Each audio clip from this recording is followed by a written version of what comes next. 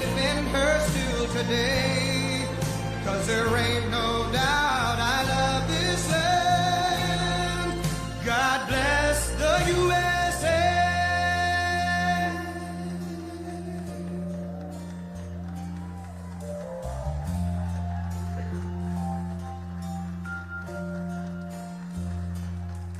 From the lakes of Minnesota to the hills of Tennessee, across the plains of Texas, from sea to shining sea, from Detroit down to Houston and New York to LA. Well, there's pride in every American heart, and it's time we stand and say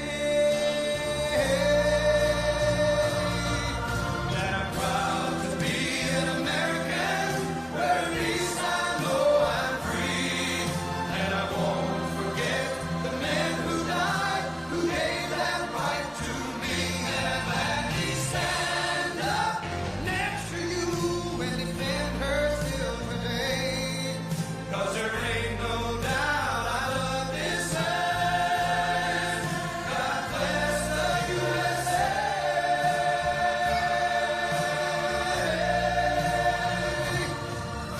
And I'm proud to be an American, where at least I know I'm free, and I won't forget the men who died, who gave that right to me, and I gladly stand up next to you and defend her still today. 'Cause there ain't no doubt I love this land. God bless the USA.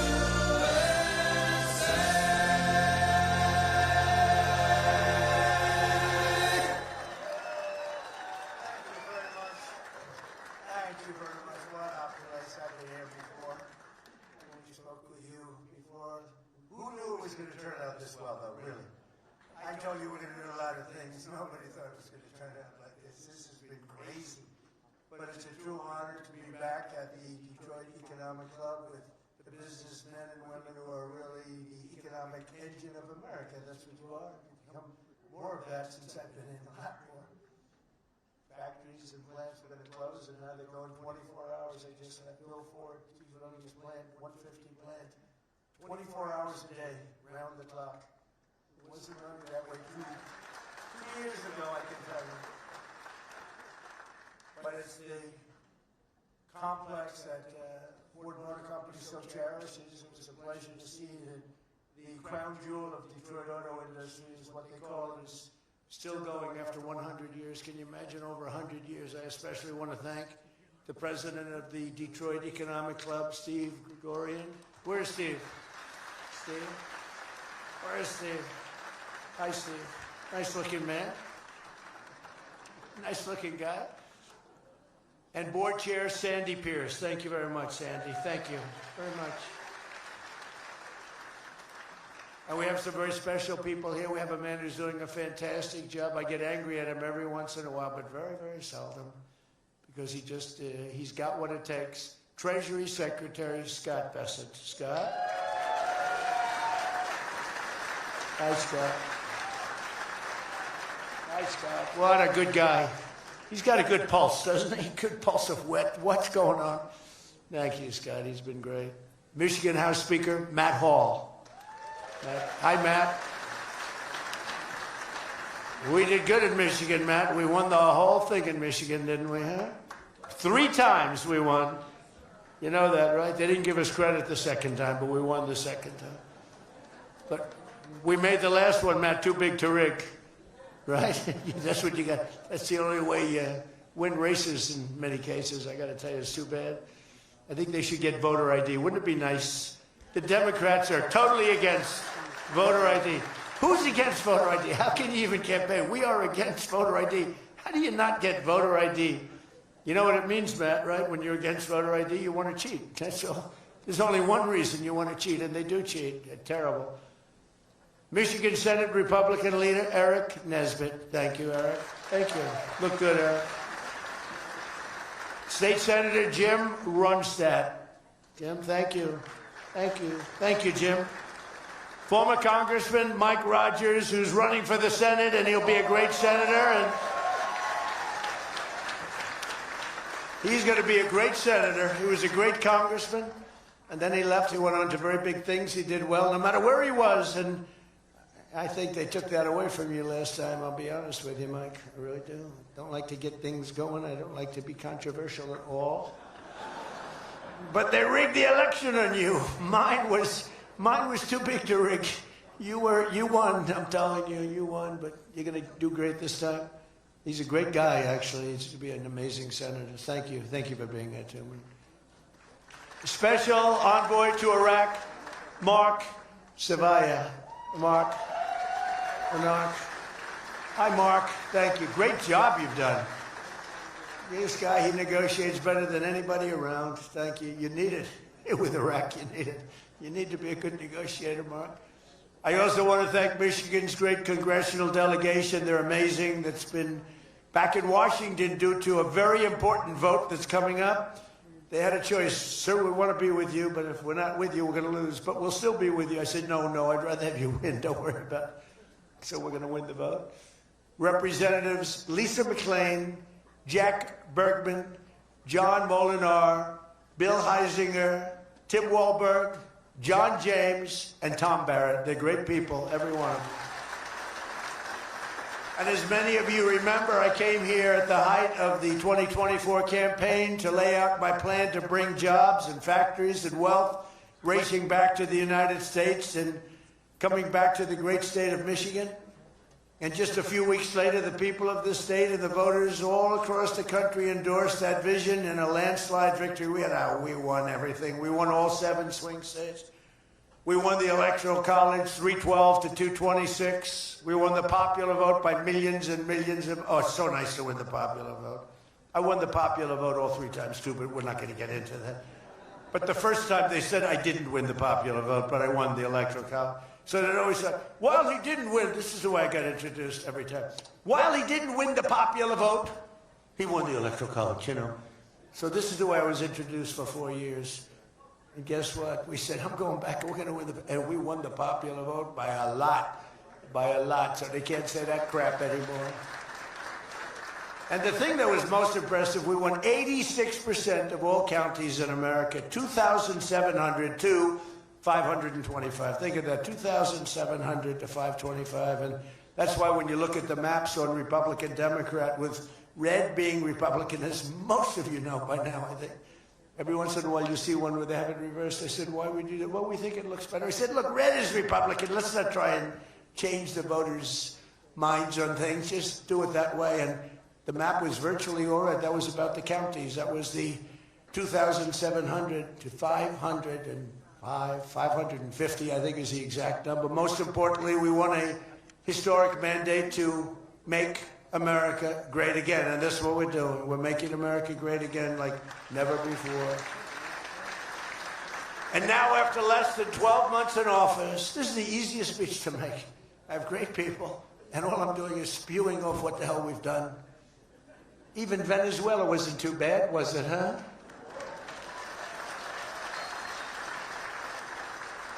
But you have people, Democrats, they say, I don't know if we should have done Venezuela, I don't know. Anybody that says that hates our country, okay? That was as flawless an attack as there has ever been. And they asked us to help them. They have 50 million barrels of oil. They said, take it. It's $5 billion. And we did. We're working with the Venezuelan people and representatives, and it's amazing. But that was an amazing situation. But we did al-Baghdadi, flawless. We did Soleimani, flawless. We did the Iran nuclear attack where we wiped out their nuclear capacity, which would have been very bad. You wouldn't have peace in the Middle East, flawless. We did them all flawless. I want to keep it going that way, too. I like flawless. Think about Jimmy Carter, the great Jimmy Carter, with the helicopters crashing, the hostages all over the place. Remember that one? Think about Sleepy Joe Biden with Afghanistan. What a disaster. The most embarrassing day in the history of our country, in my opinion. Real dope. Now, after less than 12 months in office, I'm back in Michigan to report to you on the strongest and fastest economic turnaround in our country's history. It's really been historic. There's never been There's never been, we're not 12 months, we're through 11 months. We've got $18 trillion being invested in our country. The most of any country ever was 3. We're at 18. There's never been anything like this. You are so lucky I allow you into this room to even be with me. I'm kidding. I'm kidding. The fake news will say, Donald Trump thinks he's hot stuff. Right now I'm feeling pretty good, though, I will say. Oh, you're so lucky to be here.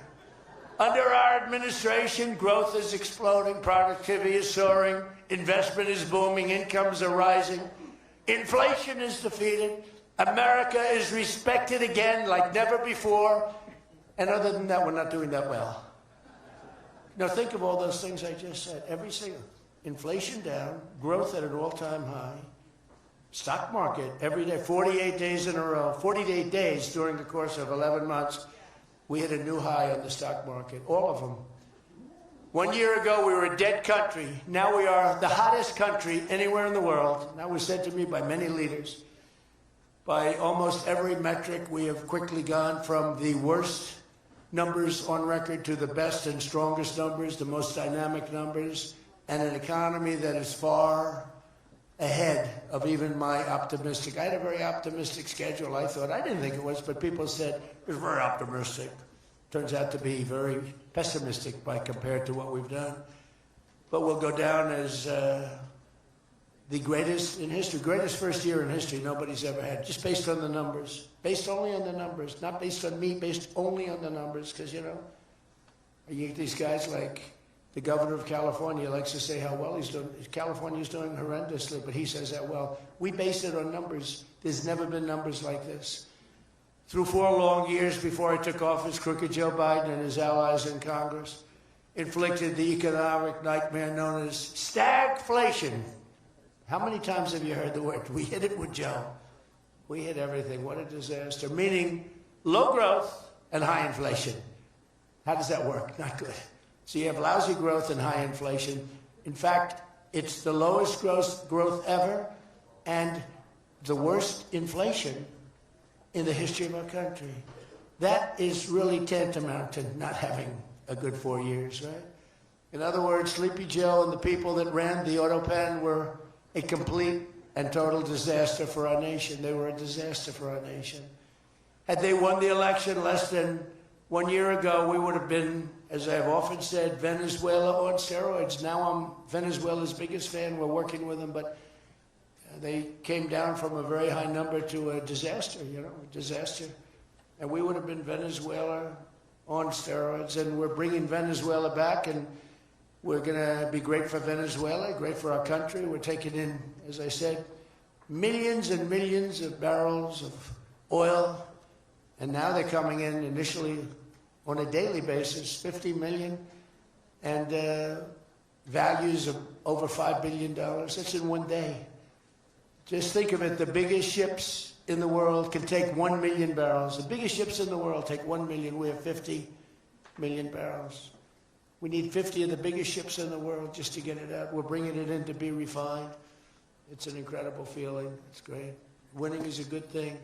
We're going to work with Venezuela. We'll make that country very strong again. We'll get oil prices down even further. We have it down at about a 6-year low, 7-year low, but we're going to get it down further. Joe Biden gave us a colossal stagflation catastrophe, but my administration's rapidly and very decisively ended that. We have quickly achieved the exact opposite of stagflation, almost no inflation and super high growth. So we have the highest growth we've ever had. Think of that.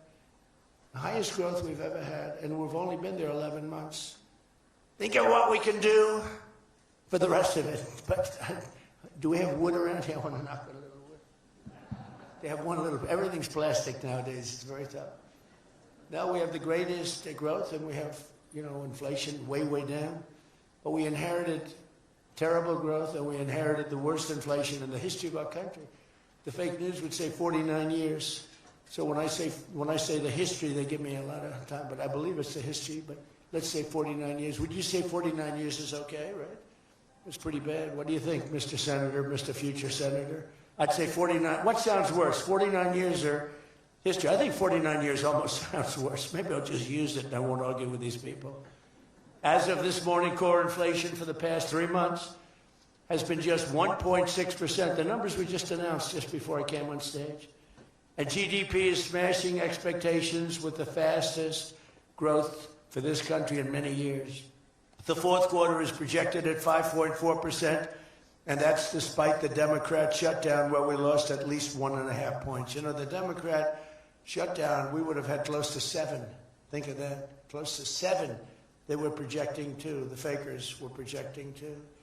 And if we keep deregulating and adding more capacity, like I saw today at Ford, and if we don't raise interest rates every time good news is mentioned. You know, in the old days, I'm probably old. I used to be up at these lecterns and I'd say, I'm younger than pretty much everybody in the room. Now I say I'm older than pretty much everybody in the room. I like it the other way better, actually. But you're too young. But in the old days, when you had good numbers, interest rates would go down. When you had good numbers, the market would go through the roof. That's the way we're going to make it again. That's the old-fashioned way. That's the right way. Today, if you announce great numbers, they raise interest rates to try and kill it. So you can never really have the kind of rally you should have. What happens and what we want, we're going to have a lot of great months, a lot of great quarters. I want the market to go up. You announce unbelievable numbers and the market goes down because they know you're going to do everything possible. In the Fed, we have a real stiff in the Fed, but that's for another day. But they raise rates. So everyone says, oh, they announced great numbers. It's great, great, great. And the market goes down because they immediately raise rates. No. When the market goes up, they should lower rates. You want to see 20% and 25%? You want to see what we can do? We've got to go back to an old standard.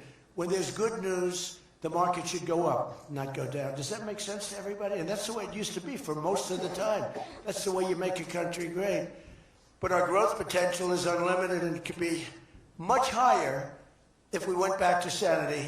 We're not doing it anymore. We're talking about the head of the Fed, and I want somebody that when the market is doing great, interest rates can go down because our country becomes stronger. So you view it differently. Our country becomes stronger, and therefore interest rates should go down, not up. They kill every rally. If it's, no matter who, if it's beyond me as president, it's no matter who's president. You have a good quarter, and they want to kill it because they're so petrified of inflation. And growth and inflation don't necessarily go hand in hand. You can have growth and very low inflation. In fact, oftentimes growth is good for low inflation. So we're going to work on that, Scott, right? I think we're going to work on that very hard. I mean it so strongly, it's sickening. We announce good numbers and we see the stock market drops 300 points. I say, what the hell is going on? Do you agree with me? It should be just the opposite. All right, Scott agrees, so I'm very happy about this. That means if he didn't agree, I wouldn't do it. But we're already growing double, triple, and even quadruple the speed of almost every other major economy on Earth. We're the #1 economy on Earth, too. And the results are in, and the Trump economic boom is officially begun. It's really begun almost from the beginning. Almost begun if you look at it really from November 5th. You know, on another metric, just before the election, it was almost impossible to get people to join the military. We had the worst enlistment in the history of our country, the worst. You couldn't get people for the Army, the Navy, the Air Force, the Marines, Space Force, the Coast Guard. You couldn't get people. And since right after the election, but especially since after January 20th when we took office, we have now the strongest enlistment we've ever had in the history of our country. We've never enlisted people so quickly, so easily. And we enlist by merit now. You know, we won a Supreme Court case that said you hire by merit. You go to college now by merit. Everything's by merit. Our country became great because of merit. And we have done some job. But think of it, a year and a half ago, we had the worst enlistment in history, and now we have the best enlistment. Things like that don't happen. You might go from the bad enlistment to okay, but you don't go from the worst in history to the best in history. But that's what we've done, every one of them. And that includes police and firefighters. It was very hard to get police. It was very hard to get firefighters, and now everybody wants those jobs. In 4 years of Biden, they secured less than $1 trillion of new investment in the United States. So 4 years, less than $1 trillion. In less than 1 year, I've secured commitments for Over $18 trillion from all over the world, the most ever for any country.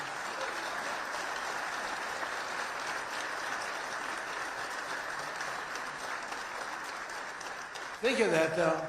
They did, and I'll tell you what, had she won, it would be a disaster, because you would have people leave. You would have not had 1 trillion, you would have had 5 trillion, 10 trillion leaving the country, and your welfare would have doubled. When you look at what's going on in Minnesota, is that a disgrace? Is that a disgrace? But we'll talk about that. Under Biden, we had the highest trade deficit ever recorded, losing more than $1 trillion every single year. How about that? It was killing Michigan, and everywhere else in our country was being absolutely destroyed. But in a matter of months, largely because of tariff income and the election result, we've slashed that gaping trade deficit by, in a short period of time, 62, it just came out, 62%. People are stunned. The fake news back there, look at those cameras rocking and rolling. No, the fake news back there is, they're very upset about it, actually. But they're stunned. They can't believe it. We cut our trade deficit in actually 10 months was when the number came out. We cut it by 62%. It's going to go better than that now. The stock market is now the highest in history since the election. We've set all of those records, and I think an all-time record that's so important to me because so many people have them is boosting 401ks and retirement accounts for millions and millions of Americans, people that are in the police departments, the fire departments, people that are construction workers. A policeman came up to me recently, a nice guy guarding me. He was a perfect guy to guard me. He was a massive guy, big, strong guy.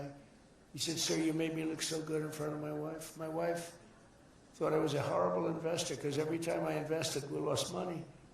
And we have a 401k, and I'm up like 85%. She thinks I'm Warren Buffett. She thinks I'm brilliant. She's now calling me brilliant. It makes my life much easier. I love my wife much more now. She calls me brilliant every time." I said, "Don't worry, you're going to do even better for the next 3 years." But one of the biggest reasons for this unbelievable success has been our historic use of tariffs. It was the tariff that made America strong and powerful in past generations, and then we got off it and we went to the income tax system. Great going, fellas.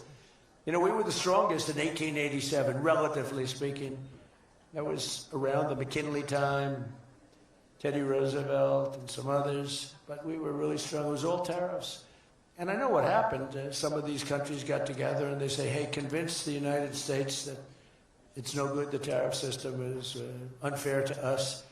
And so some genius, I know who, I don't want to get into it, but some genius said, "Oh, let's go to an income tax system." So instead of foreign companies and countries paying everything, the people started paying. And then after that, you had a depression, but that was a long time. That was in like 1913, you had the tariff switched into income tax. And then in and they like to blame tariffs. You ever notice they blame tariffs? No, they brought tariffs back in 1932. They brought them back to try and save the sucker. But it was in 1929, because a lot of people, you know, the anti-tariff people. Now, an anti-tariff person is a pro-Chinese person, like Coke. This guy's fought me in every election I've ever been in, and I've kicked his ass. He inherited a lot of money, and I don't know the gentleman. But he fights me, and then he goes out and says, "I made more money with Trump than I ever made in my life." And then he supports these other people that were total losers. Gives them a lot of money. But he made more money. Everybody makes money with me. I always made money for people. Now it's tariffs that are making money for Michigan, and the entire country is stronger and safer and richer than ever before outside of that period of time. No, if they had what was called the Great Tariff Act of 1887 or something like that, and it was a great group of people like yourselves. They picked really smart people to sit on a committee. They had so much money they didn't know what to do with it. And they wanted to have the money given away. You know, we built the Panama Canal out of tariffs. We did a lot of things. Panama Canal was the single biggest investment, relatively speaking, that this country's ever made. Would be the equivalent of trillions of dollars today. And Jimmy Carter gave it away for $1. It was also the most profitable thing ever built. Thing. In other words, like buildings or casinos or anything, the most profitable thing ever built was the Panama Canal. And brilliantly, Jimmy Carter thought the country of Panama should have it, even though we lost 36,000 people to the mosquito. You know that, right? to the mosquito and a certain snake, which was not a very nice reptile. This was a brutal reptile. You got bit, it was over. It was just saying, bye-bye, everybody. We lost 36,000 people. Malaria, the mosquito, and the snake. And he gave it away for $1. Well, at least we got $1. That's better than most of those guys do. We got $1 for that. Most expensive thing ever built, most profitable thing ever built, too. Makes so much money. Every prediction the critics made about our tariff policy has failed to materialize. The evidence shows overwhelmingly that the tariffs are not paid by American consumers, that they're paid by foreign nations and middlemen. And Scott went over that with us before, and they're paid by middlemen. They raise the thing. Countries get involved. They pay them because otherwise they won't have companies. They won't be viable. And we're the big beneficiary. Once again, the so-called experts were 100% wrong, and Trump was right.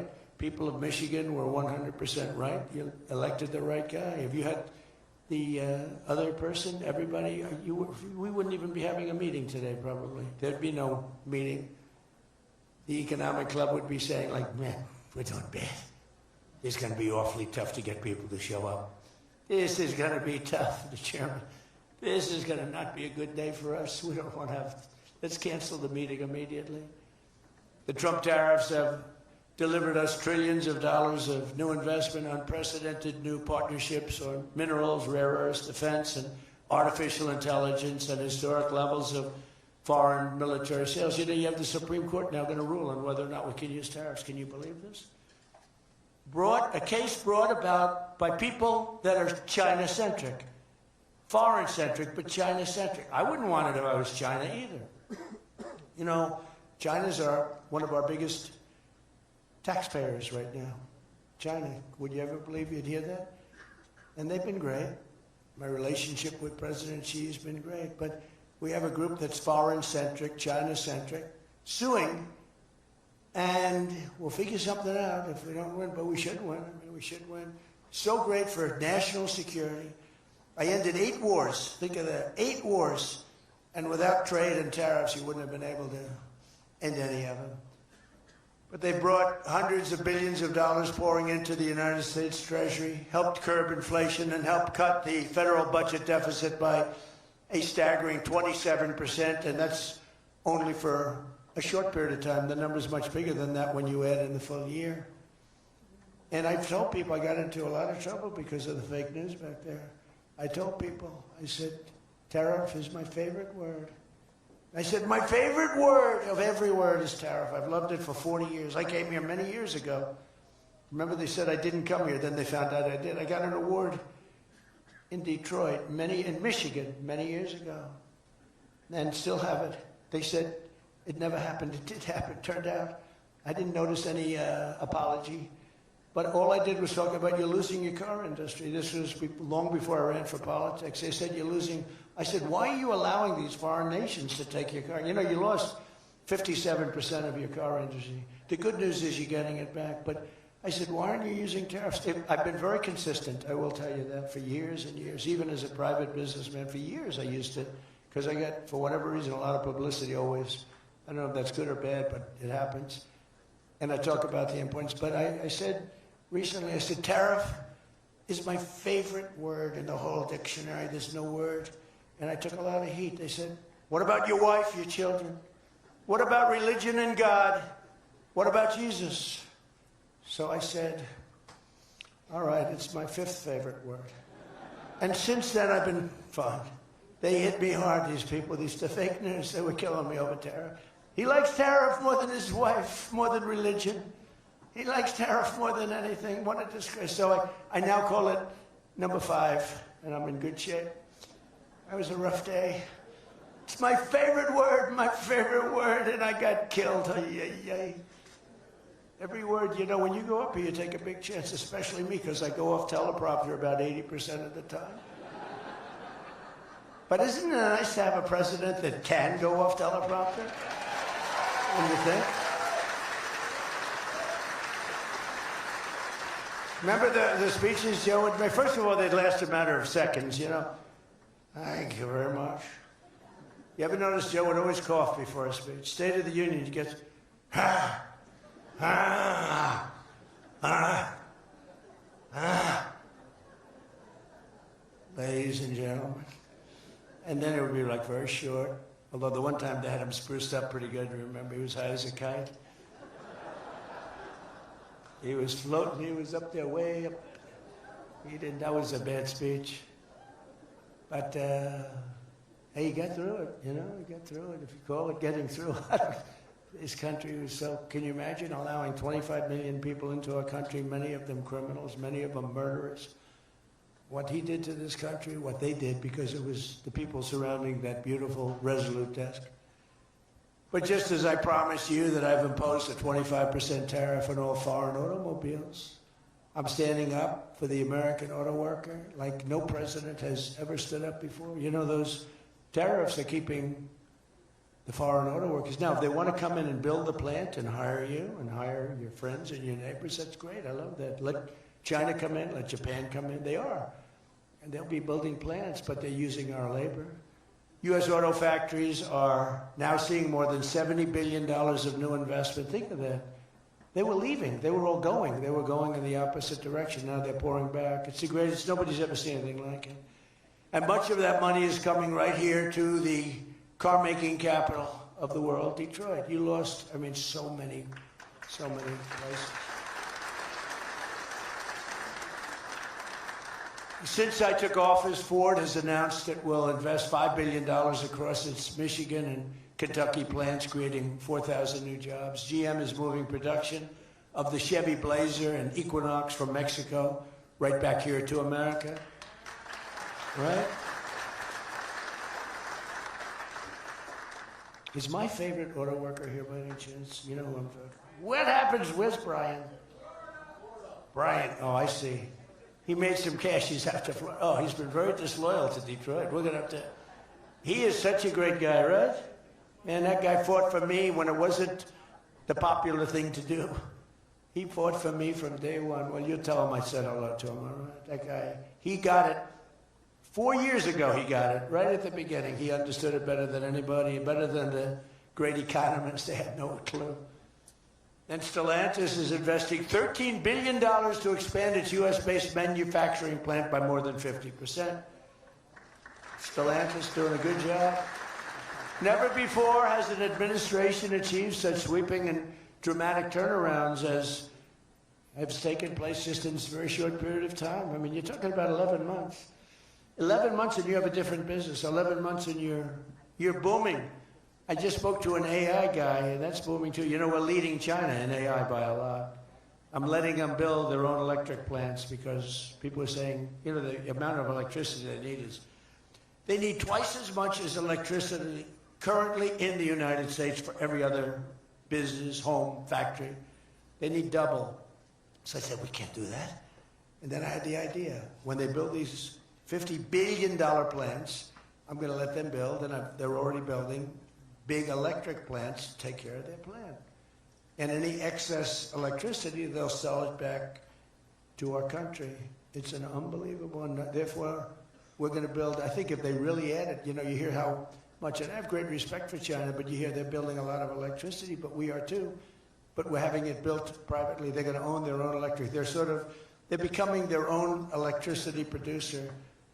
And when they heard this idea, they thought it was great, but they didn't take it seriously because they said it's too good to be true. But then they realized that I was serious. They were getting them 2- and 3-week approvals.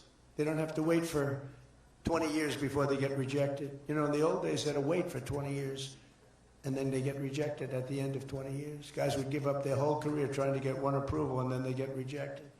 In every aspect of our agenda, we're putting America first, and nothing will stand in our way. Nothing's going to stand in our way, nothing. So one of our top priorities in this mission is promoting greater affordability. Now, that's a word used by the Democrats. They're the ones that cause the problem. The one thing, they stick together. They don't have some of the people that we have. I don't know, it's a genetic thing. It's something in the blood. We got some real losers, mostly great, but I wouldn't use the name Romney because I'm in his sort of territory, so I would never use that name. But, all right, I'll use it. They don't have a Mitt Romney that votes against everything. They don't have a Rand Paul that votes against everything. I got him elected twice. He was a stone cold loser. I went to Kentucky where I won by a lot. I did a rally for him. Then I did another rally, he won. Then I went the second time, he won. Then he votes against all the time. It's just crazy. I don't get it. Then you have Lisa Murkowski and you have Susan Collins. Disasters. And you had a gentleman from Indiana that I don't believe it, Todd Young, he voted against. And you'd say, why are you voting against? They can't give you an answer. They're unable to give you an answer. It's like, why are they against the attack on Venezuela? They're against the attack after they found out it was the most successful attack, probably the most talented, most brilliant tactically attack that we've had maybe in 100 years. And they're against it. Why? It's one thing if the attack failed, I'd probably do that too, a change. I'd be in favor. Then if it failed, I'd say, I told them not to do it. That's what they do. But here we have one of the most successful attacks ever, and they find a way to be against it. It's pretty amazing. But it's a shame, and we have some others, but not many. We have a great party, but we have people, the Democrats, whether you like them or not, they stick together like glue. They have horrible policy. Thank God they have horrible policy, because they're smart, they're evil, they're vicious, but they're bad policy. For instance, you could be a genius and try selling men playing in women's sport. You could be a genius, try selling transgender for everybody, open borders, let the world come in, let the world's prison population come into the United States, including all of the murders, 11,888. That's what we're trying to get out of Chicago and Minnesota and these places. So they stick together, which I admire because I'm a very loyal person, but they have horrible policy. Can you imagine if they had good policy?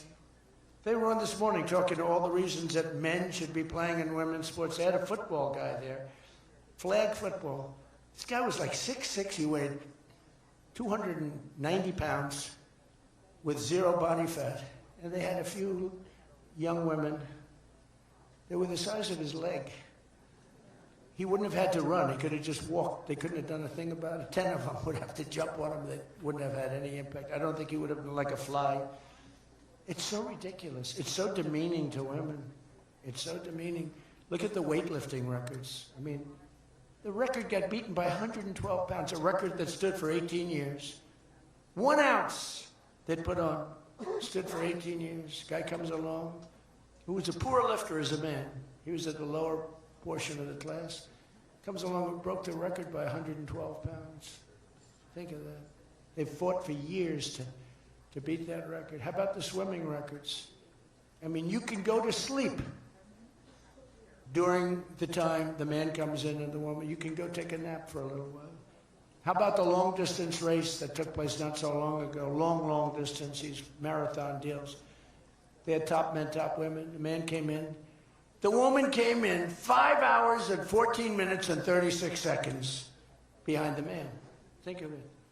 You're waiting. The man comes in. Now you're waiting 5 hours. What do you do if you're the parents? You go home and sleep for a while.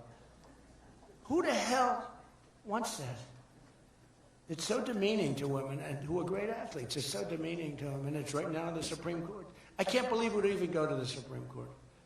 I mean, could you imagine 20 years ago talking about men playing in women's sports? They'd think you're crazy. Or transgender for everybody? If you said there will be no mutilation on children, that's one of my standing lines. We will not allow the mutilation of a child. Can you imagine having to say that? 15 years ago, people would say, is that guy crazy? Of course we won't.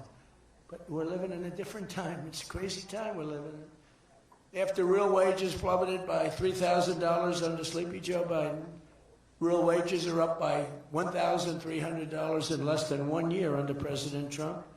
For construction workers, wages are up $1,800. Don't forget, they were down $3,000. Factory workers over $2,000, and for many other workers, over $5,000. And I just gave the military, because we're doing so well, we're taking in so much money with the tariffs, I just gave them $1,776. You saw that, right? Did you see that? They had 75, and I said, you know, if you had one more dollar, $1,776. They said, that was a good idea. we could afford one more dollar. We gave him $17.76.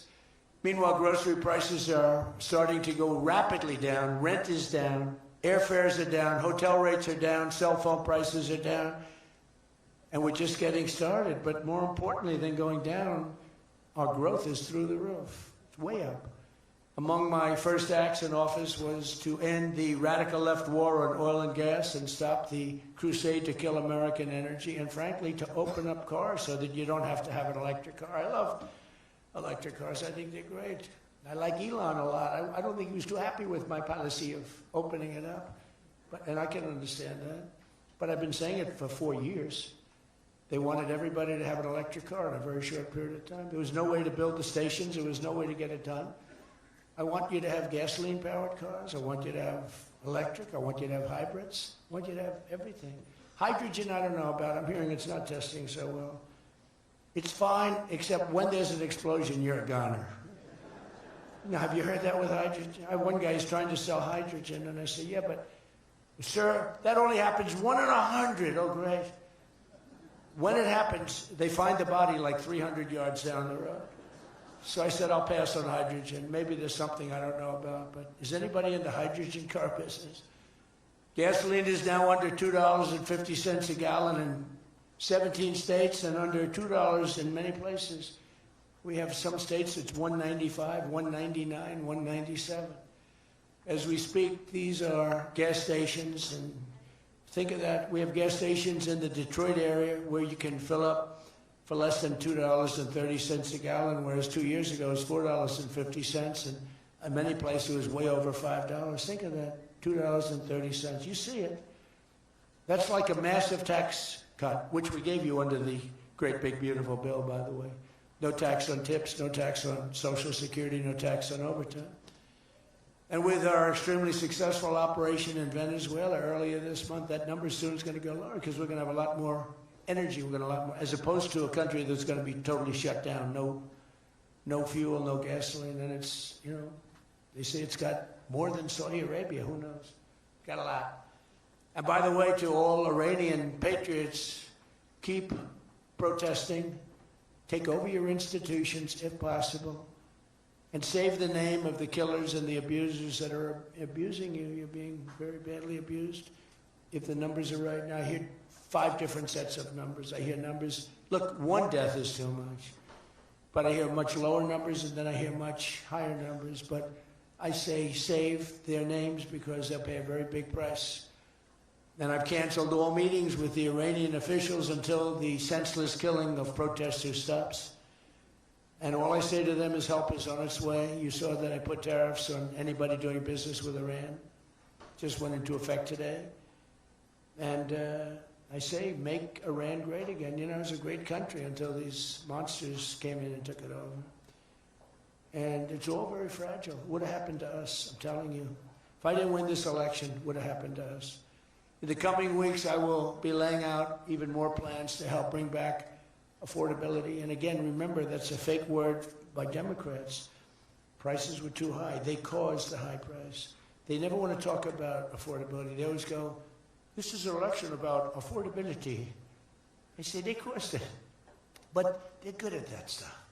They're good at that stuff. They're fake. And they're good at that stuff. It's an election about high prices that was caused by the Democrats and that I brought down a lot. And remember, when you see energy coming down like I brought it down and gasoline coming down, that brings everything else down. It's so much bigger than any other factor. When gasoline gets to be $1.99 a gallon, everything comes down. The donuts come down, the truck that delivers the donuts, the stove that makes the donuts, the whole thing, it all comes down. And it's coming down much faster than anybody can even believe. And remember, though, I always say, because here normally when that goes down, the world comes down. That's the bad way of bringing it down. Our growth is through the roof. So I always want to say that whenever I say prices are coming down, but our growth is going way up. 2 beautiful events, the exact opposite of the Biden administration. As part of those efforts at Davos, next week I'm going to provide much more detail about our housing policies so that every American who wants to own a home will be able to afford one. We have some great things happening with housing, as you know. You saw the $200 billion buy-in on bonds. and mortgages. This will include a ban on large institutional investors buying up single-family homes all over the country and making it impossible for people to buy a home. And I've also announced that the U.S. government is purchasing $200 billion of mortgage bonds to bring down mortgage rates, and it's had a huge impact. It's already started. And just last week, the average 30-year mortgage dropped below 6% for the first time in many years. It's coming down very rapidly, and that's not with the help of the Fed. If I had the help of the Fed, it would be easier. But that jerk will be gone soon. In addition, I proudly called for the credit card companies to cap interest rates at 10% for 1 year, because they're getting 28 and 30% and 32%. And it's unfair. The rates are way too high. To provide further relief to hardworking Americans, we'll also be confronting one of the biggest factors in driving up prices, the monstrosity known as the Unaffordable Care Act. You know what that is, right? It's Obamacare. It's a great name, Unaffordable Care Act. No, did anybody ever think of that one before? It's true. It's the Unaffordable Care Act. Obamacare was a gift to make health insurance companies rich at the expense of the American people. In particular, the so-called enhanced premium tax credits were a corrupt payoff to the insurers, whose stock prices went up more than 1,000% after Obamacare was signed. I want the same money I want it to go directly, very simple. I want the money, those big amounts of money paid for by the government, to go directly to the people so they can buy the health care that's right for them. They can negotiate their own deal, health care savings account, but they'll buy their own health care, and everybody loves it. That's why later this week, I'll announce our health care affordability framework that will reduce premiums for millions of lower drug prices, delivering price transparency and demand honesty and accountability from insurance companies all over the country, all over the world, actually. Healthcare costs will come down very fast with my most favored nation executive order. We're doing most favored nation drug prices. When we would have drug prices stay the same, everybody thought it was great. They're going to be coming down thousands of percents. We're standing up to special interests and slashing prescription drug prices by 300, 400, 500, and even 600% and more. I mean, think of that. On that alone, we should win the midterms in a landslide. We're doing favored nations. The country that pays the lowest price in the world is the price that we're going to pay. And we got that because of tariffs, because I said to the countries they wouldn't approve it. The drug companies were tough, but they were fine. But they said the countries will never do it, because you have a pill that sells for $10, you have to sell it for 20 or 30, so you'd have to double or triple the price of their health care there for prescription drugs. Ours would come down from $130 to $20. Theirs would go from 10 to 20, the world being a bigger place. And it was unbelievable, but the countries wouldn't do it, so I called the countries. I said, if you don't do it, then I'm going to put a tariff on you. And the tariff's going to be 20 times more than the cost that you're having to pay for fair health care. And every one of them said, sir, we agree with you 100%. We would be honored to do it. It was really rather amazing. We could never do it. So think of that. You have most favored drug prices. Your drug prices are going to go down like from $100 to $10. Nobody can believe it. And we can't get the fake news to write about it. It's the biggest thing to happen in medicine. It's the biggest thing to happen in healthcare. And I cannot get the New York Times, I cannot get anybody to write about it. When we got it done and we announced it, it was on a page way in the back of the New York Times. Same with others. They don't want to talk about it. You know why? Because it's so good. It's the biggest thing to happen. Over the past 12 months, almost every promise I made to you right here in 2024 has been kept. I've kept all my promises and much more. I mean, I've given you much more than I gave you promises, and I produced much more than I said I was going to produce. I gave you the largest tax cuts in American history, cutting taxes across the board in the great, big, beautiful bill. And as I told you, I mean, who would have gotten you no tax on tips, as I said before. No tax, I said over and over again, no tax on overtime, no tax on Social Security for our seniors. Any senior should be voting for us, because the Democrats won't do this. It doesn't work for them. We also made interest on car loans fully tax deductible. so that when you go out and buy a car, if you have a mortgage or you get a loan on a car, you're allowed to deduct interest for the first time ever. That's never happened before. But only for cars that are stamped with the beautiful words, made in the USA. In other words, we're only letting that take place if the car is made like in Detroit or in the USA. Our tax cuts also provided 100% bonus depreciation on all new equipment and capital investments, meaning that for any manufacturer looking to bring production back to America, you can write it all off, everything, not in 38 years, not in 44 years, in 1 year. You write the whole thing off in 1 year. That's the biggest thing. I think that's the biggest thing. That's the big job producer.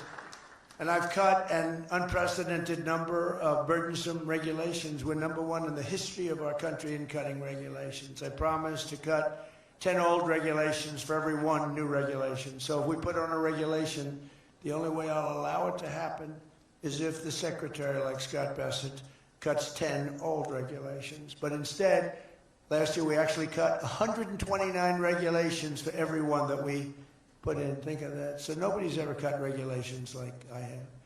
I terminated the insane electric vehicle mandate and ended the war on internal combustion engines. Once and for all, those engines were gone. And some people like them. And if they like them, great. And if they like electric, if they like any form of propulsion, any way you want to propel your car is okay, except for a couple of them, as I discussed. I permanently stopped Joe Biden's ridiculous CAFE standards. You know what the CAFE standards are? They're standards that make it impossible for you to build a car affordably. They make it impossible for a car to really work right. The CAFE standards sound so nice. The CAFE standards, it's environmental standards that are impossible to meet. And we're canceling the EPA's absurd tailpipe emission standard, one of the worst ever. And I revoked the California emissions waiver to stop San Francisco communists from regulating automobiles all over our nation, all over our world. Boy, I have done so much for the car industry. It's crazy. Nobody thought it was possible to do this. And that's why your industry, and not everybody's in the car industry. How many people are in the car industry in this room, in one way or another? That's a lot, relatively. It's not bad. Another urgent priority for bringing down the cost of living is to stop the colossal fraud that is bleeding American taxpayers absolutely dry. The fraud being committed by the Somali population in Minnesota. Have you heard of them? They're lovely people. Is monumental. And California, Illinois, New York, and others are just as bad. Our country has been losing over $500 billion to fraud every single year, but those days are over. We have the best group you've ever seen assembled going after fraud. In Minnesota, we're cracking down on the Somali scams, ending the brazen and shameless theft of taxpayer dollars. Well, it's going on in Maine, too, with Somalis. You know, and they don't take our ships anymore. You know why? We hit them with the same missile that we used to hit the drug dealers coming in with the boats. You know, we have drugs coming in by sea down 97%. You've seen that? And we're really trying hard to find out who the hell is the other 3%. But we have them down 97%. And we're going to start hitting them by land, too. The hard part is done. By sea, nobody's coming. It hasn't been great for the fishing industry, however. Those that have a fishing boat, they're having a hard time getting customers. But you can't have everything. Nobody wants to go on boats. Nobody wants to go like 25 miles an hour. When you see a boat with 5 engines on the back of it going 65 miles an hour, and it's loaded up with hundreds of bags that you see cellophane with white, typically it's not fishing. How about the couple of submarines we took down? We took out 2 submarines, and the Democrats say they were fishing. No, they were submarines. They were actually, they build a very fast, it's a drug-carrying submarine. They have a lot of money. And we took them out, and the Democrats claimed that they were fishing. We shouldn't ruin people's beautiful fishing journey. It's unbelievable what we have to go through. It's really a shame, actually.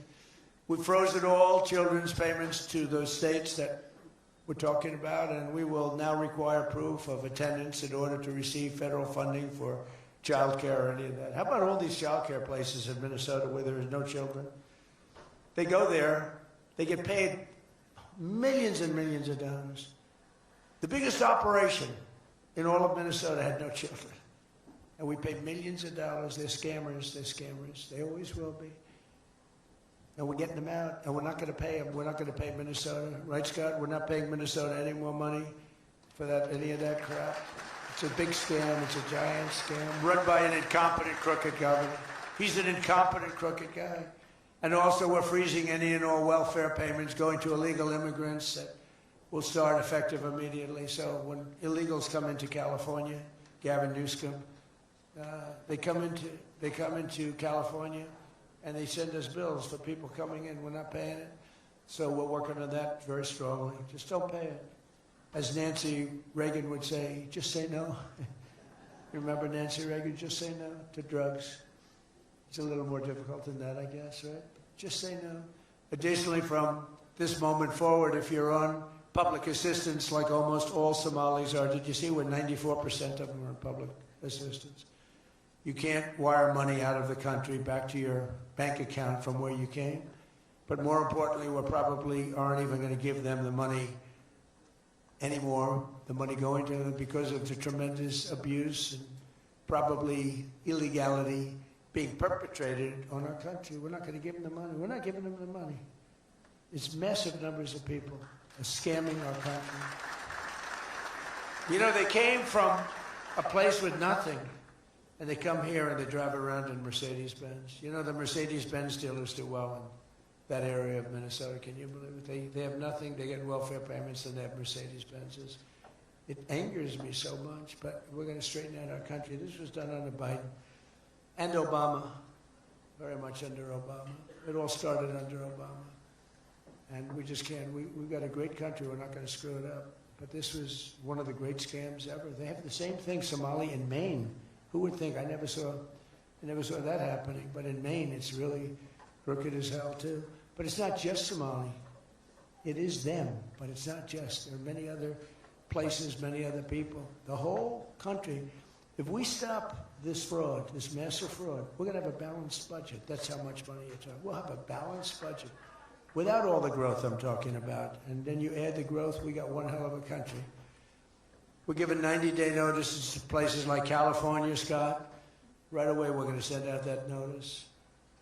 Who would bill the federal government as people poured into the state to send those people back, because no country can afford to do it. No country can afford to take in millions of people, pay for their education, their health care, their hospitals. You just can't do it. And we all have a heart. You can't do it. But many of those people are murderers.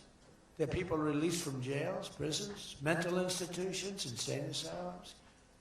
They're people that are drug dealers. They're addicts.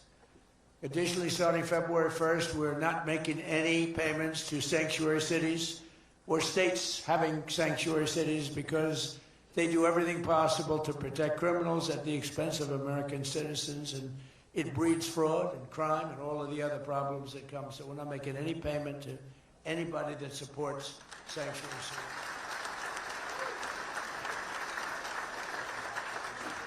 We have also suspended nearly 8,000 SBA loans, Small Business Association loans, to suspected scammers in Minnesota, of which there are many. It's a great state. It was a great state. Now it's getting destroyed by that stupid governor. What a stupid guy he is. But he's a crook. I mean, he's an incompetent guy, but he's a crook. He allowed this to go. You can't have corruption on a scale that nobody's ever seen before, and you're sitting as a governor and you don't know what's going on. It's impossible, even though he's a stupid guy. We're investigating large-scale visa fraud, and the Department of Justice has already charged nearly 100 people in criminal conspiracies in Minnesota. They're all over the place. Last week we announced that I'm creating a brand new division at the Department of Justice, a legal strike force led by a really tough, smart new Attorney General for fraud. He's a fantastic young guy. He's so impassioned to do this properly. We intend to imprison any fraudster, politician, or public official involved in these sick plots to loot and pillage our country. Think of that Ilan Omar. She lives in Somalia. They don't have a government, they don't have a military, they don't have police, they don't have anything. All they have is murder and robbing ships, bringing in ships, pirates. That's stopped. Same missile, ping. That's the end of them. It's amazing how that can stop corruption. Those missiles, they never miss, you know. The same one, exactly the same one. But think of it, she comes from a country with nothing, and she comes here and she tells us about our Constitution. I have a constitutional right to rip off the country. I guess she's a total scam artist. Anybody knows. How do you let her get away with it? AOC +3. She was one of the three. They're all scammers. They're so bad for our country. They're so bad for our country. Our ICE operation in Minnesota, for example, is finding hundreds of killers, violent predators, and child rapists, some of the worst criminal offenders anywhere in the world, murderers all over the place. All we want to do is get them out. Did you see the pictures that we put up? Hundreds of them. Murderers wanted for murder, wanted for the worst drug selling. One of them is one of the biggest drug dealers in the world. And vicious, sells bad drugs too. Bad drugs, like if you take a tiny little morsel, your child is dead. And we're getting them. But it's hard to get them because they make it so impossible for you. And you wonder why. Why would they do that? You know, do they want to live with murderers? Do they want to live with these people that are emptied out from prisons? They have a lot of people. One of the reasons I was so angry with Venezuela, they emptied their prisons almost entirely into the United States of America. Tren de Aragua was the gang. One of the worst, probably the most violent gang there is anywhere in the world, they say. We're getting them out. We've got a lot of them out already, but we're getting them out. We're also going to revoke the citizenship of any naturalized immigrant from Somalia or anywhere else who is convicted of defrauding our citizens. We're going to get them the hell out of here fast. And if you come to America to rob Americans, we're throwing you in jail and we're sending you back to the place from where you came. We're throwing you right in jail. And they know it too. And one of the reasons they're doing these fake riots, I mean, they're just terrible. I mean, you see it's so fake. Shame, shame, shame. You see the woman, that's all practice. They go practice. They go to areas, they take hotel rooms and they all practice together. It's a whole scam. We're finding out who's funding all this stuff too. We pretty much know. But in conclusion, as we liberate our country from this cultural scourge and the plague of corruption and fraud, we'll rediscover the natural energy and native spirit that truly makes America great again, like we're doing with Detroit and Michigan. If we get rid of fraud and do our job properly on the trillions that are being extorted out of our country from corrupt and incompetent governors like Gavin Newsom, J.B. Pritzker, and Tim Walz, we will very soon have a balanced budget, and that's the kind of money that we're talking about. We're talking about massive amounts of money. Our country wasn't built by people who tried to lie and cheat and scam their way to success. It was built by legends like Henry Ford, Henry Dow, Thomas Edison, the Kellogg brothers, Alfred P. Sloan, the founder of General Motors, men who lifted up American workers and strengthened our nation beyond even belief. And we're doing the same exact thing right now. I think we're doing it even better. This is the fierce spirit of patriotic free enterprise that we're now unleashing once again. We are unleashing it like maybe never before. Together we have turned the page forever on the failed left-wing model that makes our America poor, desolate, and makes people feel sorry for us. That's what we had. We had a country where our leader was laughed at and our country was scorned. We had a country that was laughed at. They laughed at us. 2 years ago, they laughed at us. They thought we were fools. They thought we were stupid people. Now we're seeing that they're not the smart ones. We are. But we have a great America, and we're going to enrich it. And foreign nations, foreign migrants, criminal fraudsters, and corrupt politicians are not going to play a role anymore. They're going to be in jail. Under the Trump administration, we're reclaiming America's dignity, rebuilding America's wealth, and we're putting the productive, hardworking American citizen at the center of every single thing that we do. They were the ones that built America, and they will build it up again, and that's what they're doing at levels nobody thought was possible. So today, after less than 1 year, our border is secure. Remember, they talked about the border, how bad? In 3 weeks, I didn't go to Congress. I said, secure our border. And they did. Remember Biden, he said, I have to get approval from Congress. Had nothing to do with Congress, had to do with respect. Our spirit is restored. Inflation is stopped. Wages are up. Prices are down. Our economy is booming like I think you'll see soon, like never before. Our military is strong and unprecedented. I rebuilt our military in my first term. Our workers are thriving and our auto industry is returning to the country where we all began and where it all began, and frankly, a country that we love. The United States is winning again, and we're rapidly making America and the great state of Michigan greater and more prosperous than ever before.